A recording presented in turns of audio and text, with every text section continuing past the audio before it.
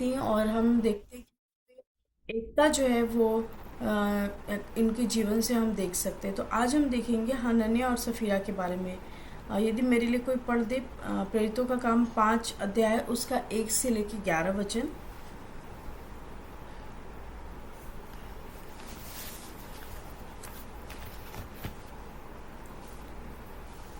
नहीं तो ठीक है, मैं पढ़ती हूँ प्रेरितों का काम। हाँ प्लीज पढ़िए। यस। हनन्याह नामक एक मनुष्य और उसकी पत्नी सफीरा ने कुछ भूमि बेची और उसके दाम में से कुछ रख छोड़ा। और ये बात उसकी पत्नी भी जानती थी और उसका एक भाग लाकर प्रेरितों के पांव के आगे रख दिया। पतरस ने कहा, हे हनन्याह, शैतान ने तेरे मन में ये बात क्यों डाली कि तू पवित्र आत्मा से झूठ बोले और भूमि के दाम में से कुछ रख छोड़े? जब तक वो तेरे पास रही, क्या तेरी ना थी? और जब बिक गई, तो क्या तेरे वश में ना थी? तूने ये बात अपने मन में क्यों विचारी? तू मनुष्यों से नहीं, परंतु परमेश्वर से झूठ बोला है। ये बातें सुनते ही हनन्याह गिर पड़ा और प्राण छोड़ दिए, और सब सुनने वालों पर बड़ा भय छा गया। फिर जवानों ने उठकर उसकी अर्थी बनाई और बाहर ले जाकर गाड़ दिया।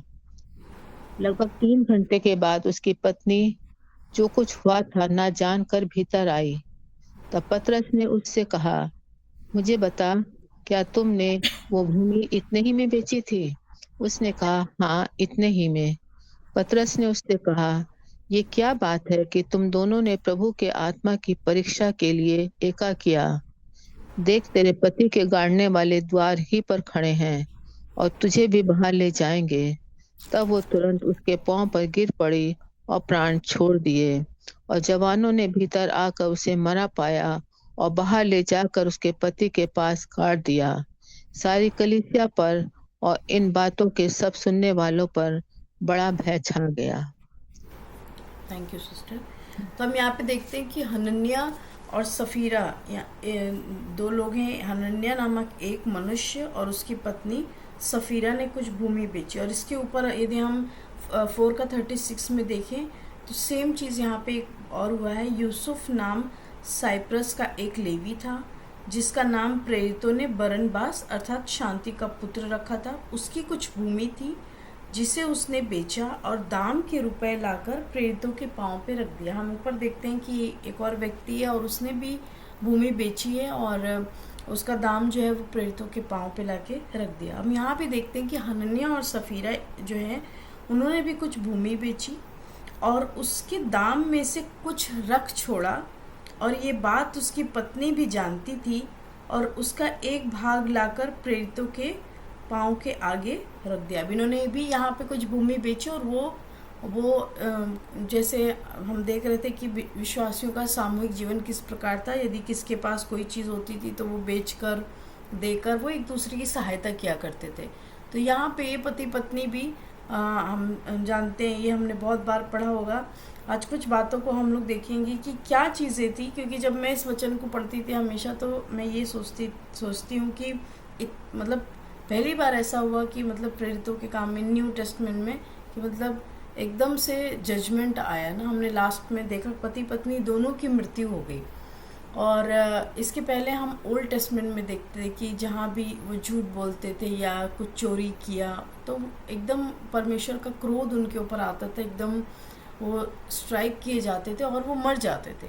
तो यहाँ पे नए नियम में हम यहाँ पे एक्ट्स के बुक में प्रेरितों के काम में हम पहली बार देख रहे हैं कि जजमेंट जो है वो एकदम मृत्यु के रूप में उन दोनों के ऊपर आया।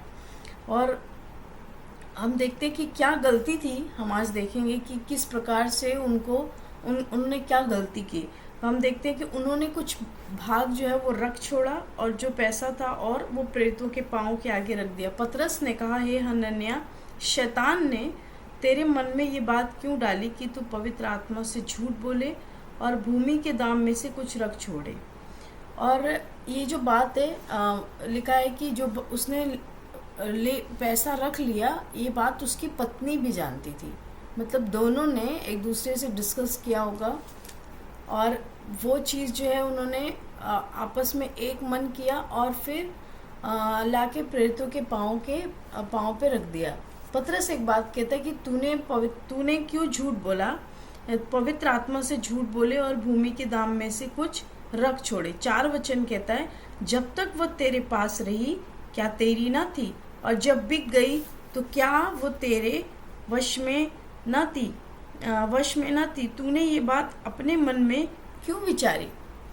तो जो पैसा उन्होंने रख लिया था और उन्होंने लाके दिया, तो आप क्या सोचते हैं कि जो उन्होंने पैसा रख लिया था ये उनका अपराध था कि मतलब उन्होंने पैसा रखा और आधा दिया, जो भी पार्ट लाके उसका दिया। मैं सोचती हूँ कि ये जो उन्होंने पैसा रख लिया वो उनका पाप नहीं था कि उन्होंने पैसा रख लिया, क्योंकि पतरस यहाँ पे कह रहा है कि जब वो तेरे पास थी तो क्या तेरी नहीं थी वो, और जब तूने बेची तब भी वो तेरी थी, उसका पैसा भी तुम्हारा ही है। तुम्हारा मन दो या ना दो, पर गलती कहाँ पे किया उन्होंने। यहाँ पे लिखा है कि हे हनन्याह, शैतान ने तेरे मन में ये बात क्यों डाली कि तू पवित्र आत्मा से झूठ बोले और भूमि के दाम में से कुछ रख छोड़े। एक्चुअली उन्होंने क्या किया था, उन्होंने जो भी हिस्सा लाके प्रेरितों को दिया, उन्होंने ये प्रिटेंड किया, उन्होंने ये दिखावा किया कि ये जो है ये पूरा पूरा दाम है। और अगर उन्होंने जो पैसा रख छोड़ा, अगर वो इस बात को कह देते कि हमने इसका एक भाग रख लिया है और हम और लाके दे रहे हैं, तो ये झूठ नहीं होता और इसमें कोई गलत बात नहीं है, क्योंकि परमेश्वर जो कुछ उनकी प्रॉपर्टी है, जो कुछ भी उनका धन है, उनके ऊपर कोई बोझ नहीं है कि किसी के ऊपर कोई बोझ नहीं है कि वो ज़बरदस्ती लाके दे। पर ये दिखावा करना कि हम भी धर्मी हैं और हमने सब कुछ दिया, पर हमने रख लिया और हम लाके बता रहे कि जो है ये जो भी है वो सब कुछ हम यहाँ पे दे रहे हैं, वो झूठ बोलना। और यही झूठ उन्होंने बोला कि जो भी हम दे रहे हैं यही पूरा है, पर एक्चुअली उन्होंने कुछ पैसा रख लिया था। और हम यहाँ पे देखते कि पतरस उस बात को जान गया। एक और वचन हम देखेंगे अगर और मैं एक बात जब पढ़ रही थी तो वहाँ पे ये लिखा है कि पत्नी भी जानती थी, और जो भी वो हस्बैंड उसका कर रहा था, उसकी वाइफ को पता था कि वो क्या कर रहा है। और अगर हम पूरा इसको देखें तो हम देखते हैं कि पत्नी ने भी उस चीज़ में एका किया और पति ने भी। जरूर है कि बाइबल हमको बताती है कि पत्नियां जो है वो पति के अधीन रहें, और क्योंकि जिस प्रकार जो मसीह वो कलीसिया का सिर है, तो पति भी पत्नी का मतलब सिर के समान सिर है, जैसे कि उसको ऑनर करना है, उनको रिस्पेक्ट देना है, उनकी बात को मानना है। बाइबल हमें बहुत सारी बातें बताती, पहला पतरस 3:1, मैं वहाँ नहीं जा रही हूँ, पर यहाँ पे जब हम पढ़ते हैं तो उसने पत्नी ने, जो सफीरा ने, गलत बात में उसका साथ दिया।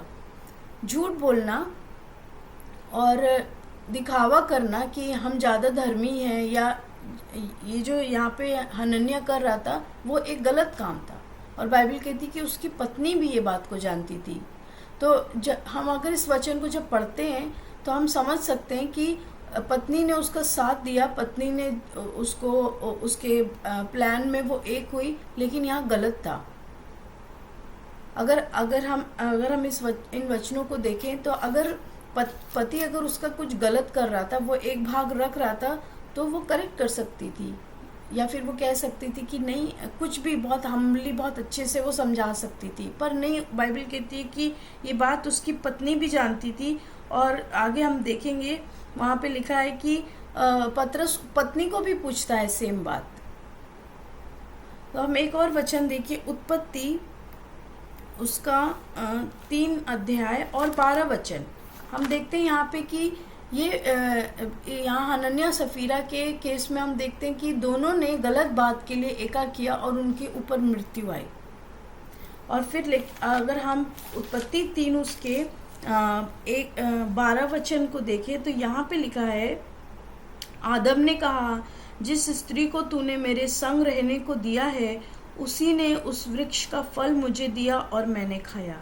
तब यहोवा परमेश्वर ने स्त्री से कहा, तूने ये क्या किया है। हम यहाँ पे भी देखते हैं, यहाँ पे भी पहले उत्पत्ति के पुस्तक में कि पति पत्नी का ही काम था जिसकी वजह से मृत्यु इस दुनिया में आई, है ना। मतलब पत्नी ने उसको दिया, पति ने खा लिया, उसने पूछा भी नहीं कि कहाँ से आया, और उसने जो भी उसको बोला उसने आंख बंद करके यस का कह दिया। और यहाँ पे भी हम देखते हैं कि हस्बैंड जो है यहाँ पे जो कुछ भी कर रहा है वो उसकी वाइफ जो है वो उसमें यस कह रही थी, लेकिन उसका जो कॉन्सिक्वेंस है वो बहुत ही ख़राब था। उसका जो रिज़ल्ट आया, उसका जो परिणाम था वो अच्छा नहीं था दोनों के जीवन के लिए, और दोनों को मृत्यु की ओर धकेल दिया।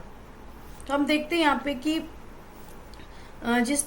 जिस प्रकार फिर वो कहता है 5 वचन में, ये बातें सुनते ही हनन्याह गिर पड़ा और प्राण छोड़ दिए और सब सुनने वालों पर बड़ा भय छा गया। कुलुस्सियों 3 उसका 22 वचन कहता है, अगर आप मेरे साथ निकाल लें, कुलुस्सियों 3 उसका 22 लिखा है कि हे सेवकों जो हाँ 22 वचन, हे सेवकों जो शरीर के अनुसार तुम्हारे स्वामी हैं, सब बातों में उनकी आज्ञा का पालन करो, मनुष्यों को प्रसन्न करने वालों के समान दिखाने के लिए नहीं, परंतु मन की सिधाई और परमेश्वर के भय से। जो कुछ तुम करते हो, 23 वचन, जो कुछ तुम करते हो तन मन से करो, ये समझकर कि मनुष्यों के लिए नहीं परंतु प्रभु के लिए करते हो। तो हम देखते हैं कि यहाँ पे वचन बताता है कि जो कुछ भी तुम करते हो वो इसके लिए मत करो कि तुम मनुष्यों को दिखाने के लिए कर रहे हो, तुम इसके लिए करो, ये सोच के करो कि तुम परमेश्वर के लिए कर रहे हो, परमेश्वर को ऑनर करने के लिए कर रहे हो, परमेश्वर को महिमा देने के लिए कर रहे हो। और यदि हम यहाँ पे ये देखें हनन्याह और सफीरा के बारे में, तो उन्होंने झूठ बोला कि हमने ज़मीन बेच दी और हमने सारे पैसे दे दिए। ये बात यहाँ मेंशन नहीं है, पर अगर हम इस पूरे घटना को पढ़ते हैं तो हमको समझ में आता है कि उन्होंने इस प्रकार से किया होगा। उन्होंने एक भाग रख छोड़ा, वो बात जाके पतरस को नहीं बताया। उन्होंने इस तरह से प्रिटेंड किया कि भाई हम सारा पैसा दे रहे हैं, यहाँ पे कोई ज़रूरत नहीं थी। पर बाइबल हमें बताती है कि पतरस को ये बात पता चल गई कि वो झूठ बोल रहा है। और अगर हम देखें वचन में कि पतरस को कैसे पता चला, अगर हम पूरा एक अध्याय से पढ़ते आ रहे हैं, पतरस जो है वो पवित्र आत्मा से परिपूर्ण व्यक्ति था। और जब भी मतलब कि जब प्रेरितों के काम में जब पवित्र आत्मा उतरा, और हम कई जगह ऐसे देखते हैं, हमने वहाँ पे भी देखा, सुंदर फाटक पे वो लंगड़े को चंगाई मिली, इंस्टेंट उसने उसको चंगा किया प्रभु की सामर्थ्य से। फिर हम देखते हैं कि जब वो पवित्र आत्मा से भर के प्रचार कर रहा था तो 3000 लोग जो है एक दिन में कलीसिया में मिल गए। मतलब एक बड़ा अद्भुत काम पतरस के द्वारा हो रहा था, क्योंकि उसके जो कान थे, उसका जो उसका उस समय जीवन था, उसका जो सुनने का, पवित्र आत्मा को सुनने का होता, वो बहुत स्ट्रांग हो गया था और वो पवित्र आत्मा के अगुवाई में चल रहा था। और हम देखते हैं कि पतरस जो है वो यहाँ पे उसको पूछ रहा है कि तुमने ऐसा क्यों किया, तुमने जो किया वो गलत किया, क्योंकि लिखा है कि तुमने झूठ बोला। और तुमने यहाँ पे लिखा 4 वचन में नहीं 3 वचन में कि शैतान ने तेरे मन में ये बात क्यों डाली कि तू पवित्र आत्मा से झूठ बोले, यानी कि मनुष्यों से झूठ बोला। हम यहाँ पे देखते हैं कि वो किससे झूठ बोल रहा है, वो चेलों से, वो वहाँ पे जो मंडली है, वो वहाँ पे जो लोग हैं उनसे झूठ बोल रहे हैं। लेकिन वो पतरस कह रहा है कि तूने पवित्र आत्मा से झूठ बोला। मतलब लोगों से झूठ बोलना परमेश्वर से झूठ बोलने के समान है। यहाँ पे इस वचन को हम देख सकते हैं। मतलब अब हम परमेश्वर से क्या झूठ बोल सकते हैं, प्रभु को तो सब कुछ पता है। लेकिन जो लोग हैं, जो परमेश्वर के लोग हैं, कलीसिया के लोग हैं, उनसे झूठ बोलना पवित्र आत्मा से झूठ बोलने के समान है, ऐसा वचन हमें बता रहा है। और हम देखते हैं कि वो ये पति पत्नी ने जो कुछ भी किया, वो ये बात को वो झूठी वाहवाही के लिए किया। उनका पैसा उनके पास था, उनका ज़मीन उनकी खुद की थी, वो देते नहीं देते इसका कोई किसी के ऊपर कोई दबाव नहीं था। लेकिन वचन कहता है कि उन्होंने ये बताने की कोशिश की कि हम भी बहुत जो है, हम भी बहुत स्पिरिचुअल हैं, हम भी जो हैं, हमको भी देना है, हम भी कर रहे हैं और हम भी बहुत अच्छा कर रहे हैं। पर परमेश्वर का आत्मा इस बात को जानता है और इस बात को पवित्र आत्मा ने पतरस को बता दिया। और इसका रिजल्ट ये हुआ कि उसके जीवन में जो है वो डेथ आया, एक मृत्यु आई और वो तुरंत मर गया। बाइबल कहती है यहाँ पे कि 5 वचन, ये सुनते ही हनन्याह गिर पड़ा और प्राण छोड़ दिए और सब सुनने वालों पर बड़ा भय छा गया। और फिर लिखा है 6 वचन, फिर जवानों ने उठकर उसकी अर्थी बनाई और बाहर ले जाकर उसको गाड़ दिया। तो यहाँ पे हम देखते हैं कि जो पति पत्नी है जिन्होंने जो नहीं करना चाहिए था वो किया, उन्होंने झूठ बोला और उसका हम देखते हैं कि रिजल्ट जो है वो मृत्यु है। 7 वचन देखिए, वहाँ पे लिखा है लगभग 3 घंटे के बाद उसकी पत्नी जो कुछ हुआ था न जानकर भीतर आई। तब पतरस ने उससे कहा, मुझे बता, क्या तुमने वह भूमि इतने में ही बेची थी? उसने कहा, हाँ, इतने ही में। तो हम यहाँ पे देख रहे हैं कि जो कि उसको पता नहीं था कि क्या हुआ है, और वो फिर आई और वहाँ पे इसको पतरस पूछ रहा है कि क्या तुमने वो भूमि इतने में बेची थी? जब मैं इस वचन को पढ़ रही थी तो ऐसा मतलब कि मैं सोच रही थी कि उसको एक मौका था यहाँ पे पश्चाताप करने का उसकी पत्नी को, कि वो कह सकती थी कि नहीं, या वो बता सकती थी। अगर वो उस चीज़ को ये कंसीडर करती कि उसका हस्बैंड ने गलत किया तो वो इस बात को कहती कि मेरे पति ने ऐसा किया लेकिन वो इतने में नहीं है। उसको एक मौका मिल रहा था कि वो परमेश्वर के ग्रेस को वो ले सकती थी, वो अनुग्रह को ले सकती थी, लेकिन उसने ये सोचा, उसने इस बात को कंसीडर नहीं किया कि वो लोग गलत कर रहे हैं। पाप करना, जो दिखावा करना है, जो पाप करना है, वो परमेश्वर को बिल्कुल पसंद नहीं आता। और जब हम उसको एक्सेप्ट ना करें कि वो गलती है तो परमेश्वर को ये बात बिल्कुल पसंद नहीं आती है।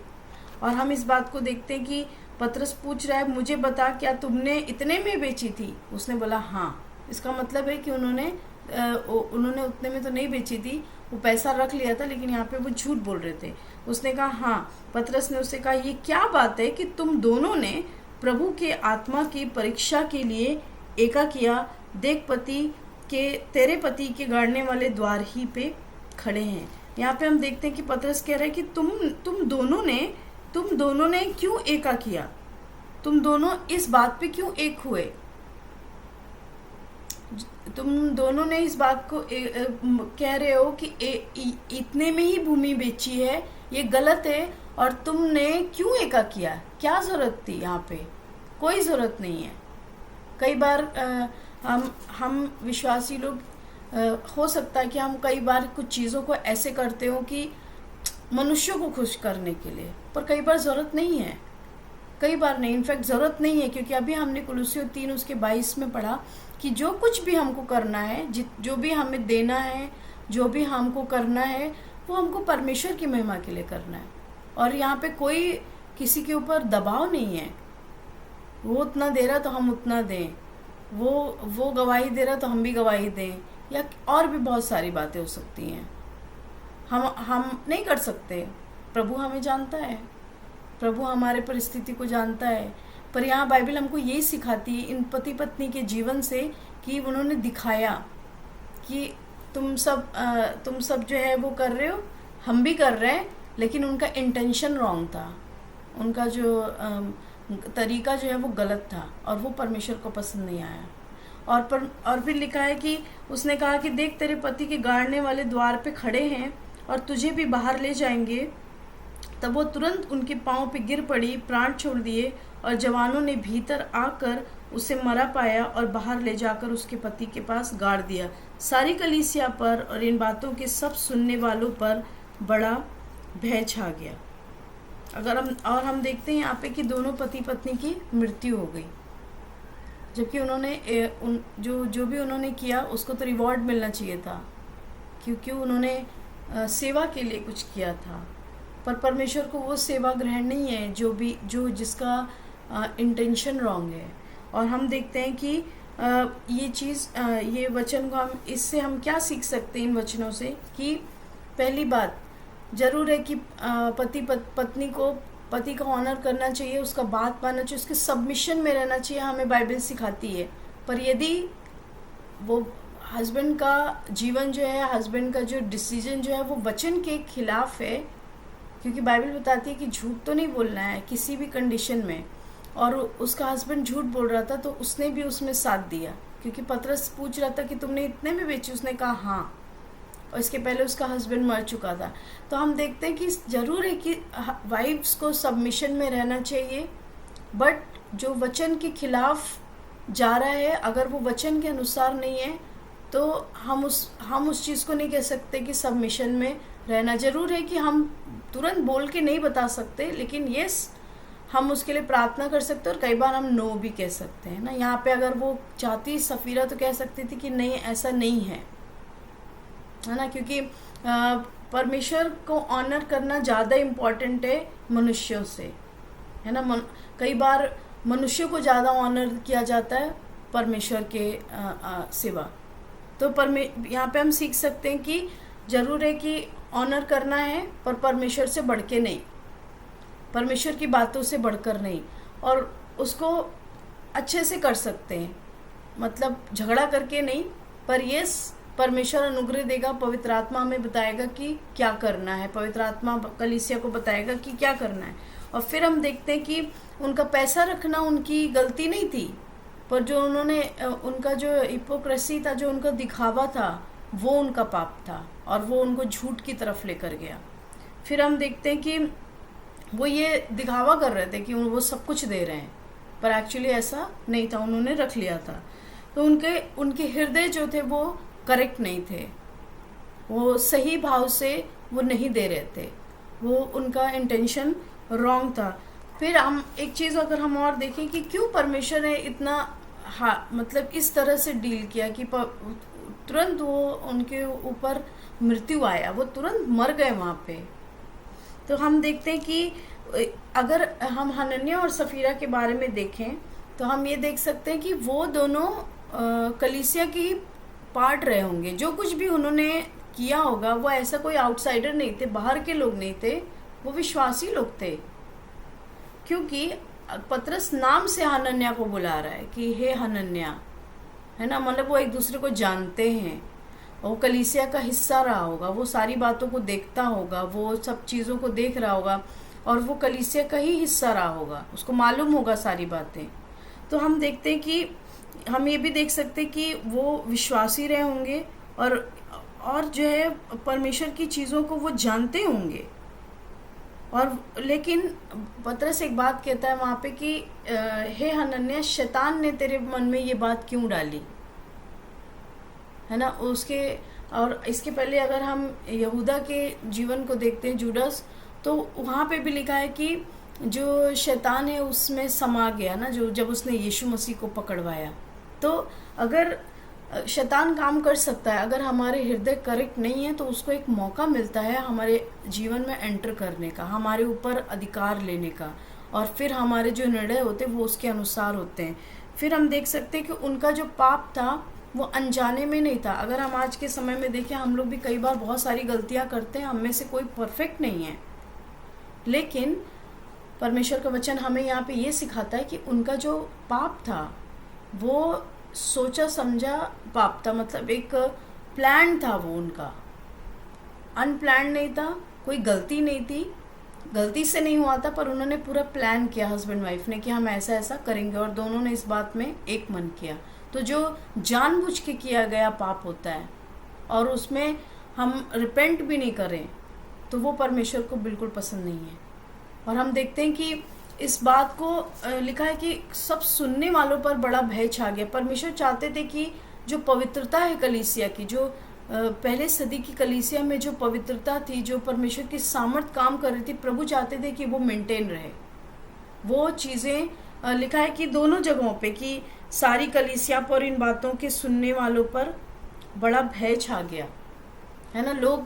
लोगों को पवित्रता क्या है, हमको किस प्रकार से प्रभु की सेवा करना, परमेश्वर उस कलीसिया को सिखाना चाहते थे और वही आगे बढ़ता गया, है ना। हम देखते हैं यहाँ पे शुरुआत थी मिनिस्ट्री की चेलों के द्वारा।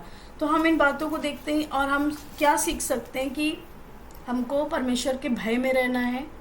जरूर है कि हमसे गलतियाँ होती हैं, पवित्र आत्मा हमें बताता है कि ये गलत है, ऐसा नहीं है कि कोई ऐसा पाप हो और हमें होली स्पिरिट बताए ना। और सबसे बड़ी बात कि हम जब वचन को पढ़ते हैं तो हमें मालूम होता है कि हमने कहाँ पे गलती की है और हमसे क्या गलती हो गई है। तो जब पवित्र आत्मा हमें बताता है, जिस प्रकार पतरस उन्हें बता रहा था कि क्या बात है कि तुमने ऐसा किया क्यों शैतान ने तुम्हारे मन में ये बात डाली, वो वहीं पे रिपेंट कर सकते थे, सॉरी हमसे गलती हो गया, हमको क्षमा चाहिए, ऐसा भी बोल सकते थे। लेकिन जब इस बात को उन्होंने नहीं बोला और वो उस बात पे डटे रहे कि हाँ ठीक है, यही है, यही है, यही है, तब हम देखते हैं कि परमेश्वर का न्याय उनके जीवन के ऊपर आया और उनको मृत्यु की ओर लेकर गया। तो हम क्या सीख सकते हैं कि हमको परमेश्वर के भय में रहना है। हम ऐसे नहीं रह सकते जैसे भी हम रहना चाहते हैं, हम जो कुछ करना चाहते हैं हम वैसे नहीं कर सकते, क्योंकि परमेश्वर को हमारा जीवन मैटर करता है कि हम किस प्रकार जीते हैं, और प्रभु चाहता है कि हम किस प्रकार जिए, है ना, वचन के अनुसार। और हमको किसी भी प्रकार से कोई भी बात हो, झूठ तो नहीं बोलना है।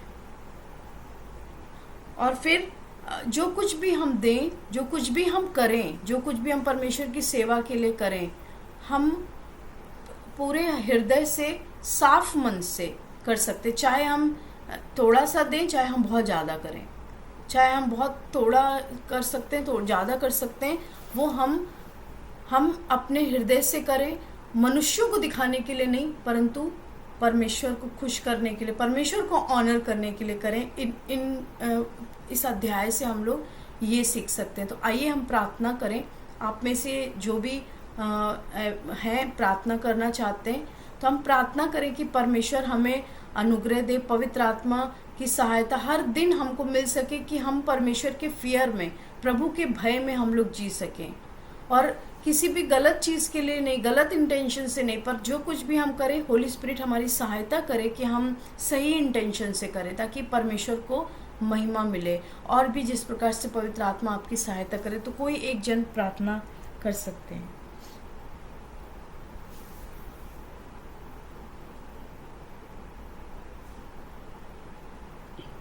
प्रभु जी, हम आपका धन्यवाद देते हैं सुंदर वचनों के लिए जो कि प्रभु जी आपने हमारी प्रिय बहन के द्वारा हम में से हर एक से और प्रभु जी सिखाया और हम समझे हैं। प्रभु जी सचमुच प्रभु जी हर एक बातें हमारे जीवन में आप हमें व्यवहार से नहीं तोलते, लेकिन आप हमारा आपका आंखें हमारी हृदय पे बनी रहती हैं। हाँ प्रभु जी, हम अपने हृदय में सही इरादा रखते हुए मेरे प्यारे प्रभु हर एक काम को जब भी हम करते हैं होने दीजिए, क्योंकि हम में से हर एक लोग प्रभु जो भी कार्य करे, किस आप हम मनुष्य को दिखाने के लिए नहीं, मनुष्य को प्रसन्न करने के लिए नहीं, लेकिन केवल आपकी आदर देने के लिए, आपको महिमा देने के लिए वो कार्य करने पाए। प्रभु जी हमारे चाल चलन को प्रभु ऐसा बनाइए, हर एक झूठ, हर एक वो लालच, हर एक वो बातें जो कि प्रभु जी आपके लोगों के जीवन के विरुद्ध कहीं भी हमारे जीवनों से होती है, हाँ प्रभु उससे हमें बचाए रखिए। अपना वो अनुग्रह दीजिए कि हम सही इंटेंशन के साथ आपके भय में चलते हुए अपने जीवन को जिए प्रभु जी। और ये अनुग्रह प्रभु हम आज आपसे मांग लेते हैं, हम में से प्रत्येक के लिए, जो हम हर एक जो यहाँ पर बैठे, हम में से हर एक के व्यक्तिगत जीवन के लिए, हमारे परिवारों के लिए। और प्रभु जी ऐसी कोई भी बात ना हो मेरे प्रभु जहाँ पे हमें अधीनता में तो रहना है, लेकिन गलत बात में हम प्रभु जी होने दीजिए आपके साथ खड़े हो। और प्रभु जी बड़ी नम्रता के साथ ऐसे लोगों को हम समझाने वाले हो सके, चाहे वो हमारे कितने भी करीबी लोग क्यों ना हो प्रभु जी, ताकि प्रभु जी हम एक सही जीवन जो कि आपको भाता है वो जीने पाए। प्रभु हमने से प्रत्येक की सहायता करिए, यीशु के नाम से मांगते हैं, आमीन और आमीन। आमीन। थैंक यू सबको, जय मसीह की, सबको शालोम। हम फिर कल मिलेंगे। जय मसीह की जय बहन, मसीह की दीदी, जय मसीह की सबको। सबको जय मसीह की। जय मसीह की सबको। जय मसीह की सबको। जय मसीह दीदी, सबको जय मसीह बहन जी।